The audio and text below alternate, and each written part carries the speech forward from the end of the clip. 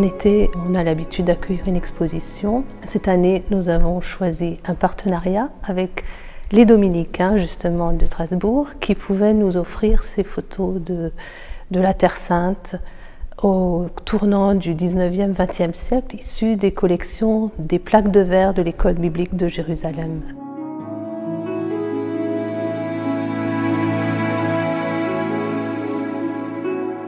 Cette école a une collection désormais de 15 000 plaques de verre, photographies prises par les frères dominicains en Terre Sainte. Ces images nous offrent un panorama de ce qu'on appelle ordinairement les lieux saints de Palestine en ce temps-là, mais à la fois nous offrent aussi un regard sur les habitants de ce pays, un regard quasiment ethnographique. Il ne faut pas oublier que ces frères dominicains prennent ces photos dans la mission d'enrichir une bibliothèque d'études à Jérusalem, études de la Bible à travers la réalité du terrain. Et puis au fur et à mesure, aiguillonnés par l'esprit de curiosité du XVIIIe siècle d'une part, et puis l'esprit scientifique du XIXe, ils ont décidé de collecter une quantité d'informations sur la réalité culturelle de leur époque.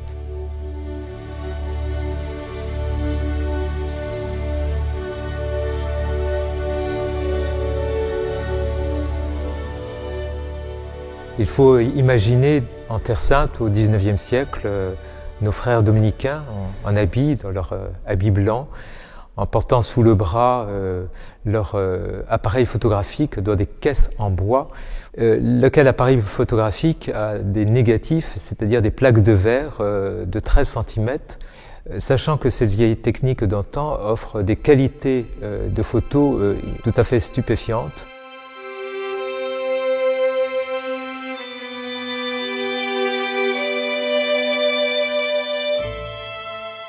Parmi les photos que l'on peut découvrir dans l'exposition, j'en retiendrai deux. Celle d'une rue à Jérusalem, parce qu'elle nous plonge d'emblée dans un univers orientaliste, d'un Orient tel que le peindrait Delacroix ou d'autres paysagistes anglo-saxons. Et la seconde nous déplace effectivement dans le regard qu'ont ces photographes, qui héritent dans un premier temps d'un regard de peintre, qui dans un second temps ont un regard ethnographique, scientifique. C'est le visage d'une jeune chrétienne de Jordanie, à Madaba, et au-delà même de son visage, c'est sa parure de bijoux qui en vitrine est exposée avec la photographie elle-même. Il y a une immédiateté dans ce visage d'une part, une grande douceur par ailleurs, et puis une réalité de ces temps révolus. Nous sommes en 1910, ça fait déjà une centaine d'années, mais qui tout à coup deviennent notre contemporain tant la qualité de photo est étourdissante.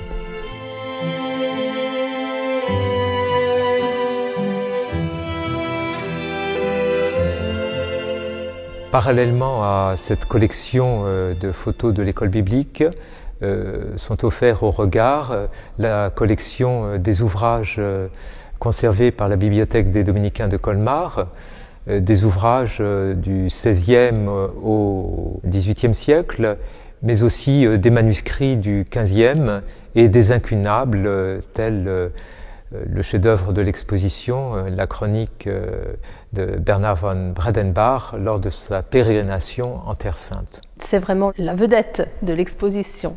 Mais celui-là, ce n'est pas une découverte parce qu'on l'a souvent montré. C'est un de ceux qui a déjà été présenté plusieurs fois.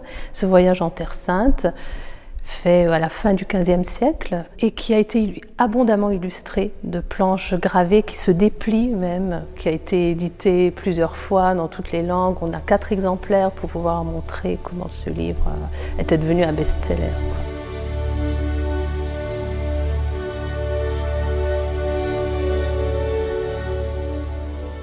Exposer ces photographies en tant que dominicain, ça a une incidence particulière. Actuellement, nous fêtons, célébrons, commémorons le 8e centenaire de l'ordre dominicain, fondé en 1215. Et nous avons commencé à travers la France différents types de manifestations, dont des expositions de photos de l'école biblique, ou d'autres frères par ailleurs dans des terres comme l'Irak. Ces expositions sont peut-être pour certains un regard sur le passé, d'aucuns y trouveraient une nostalgie, mais en réalité c'est manifester la qualité du patrimoine que recèlent ces terres et qu'il faut protéger à tout prix, non seulement le patrimoine mais aussi les hommes et les femmes et les enfants qui s'y trouvent, et donc nous œuvrons à mieux faire connaître cette réalité qui pour certains d'entre nous est lointaine, l'Orient, mais un Orient qui est hélas au premier plan de l'actualité, et avant qu'il ne soit que de l'actualité, il est d'abord une réalité humaine et nous essayons de la manifester comme telle.